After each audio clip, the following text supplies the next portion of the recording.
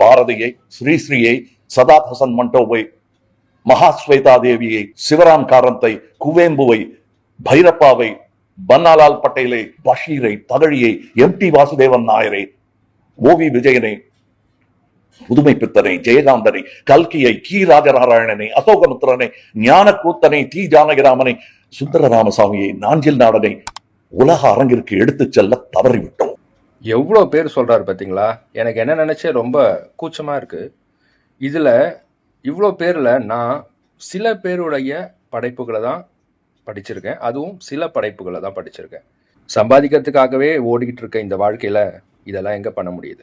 ஆனா இதுக்கும் சில நேரம் ஒதுக்கி நிச்சயமா இவங்களுடைய படைப்புகளில் சிலவற்றையாவது நாம் படிக்கணும். ஜென்சி கிட்ஸ்க்காக சொல்கிறேன், கஷ்டப்பட்டு ஒரு 4-5 புத்தகத்தையாவது படித்து முடிங்க. அதுக்கப்புறம் படிக்கிறதுல உள்ள சுகத்தை நீங்கள் புரிஞ்சுப்பீங்க, படிக்க ஆரம்பிச்சிடுவீங்க.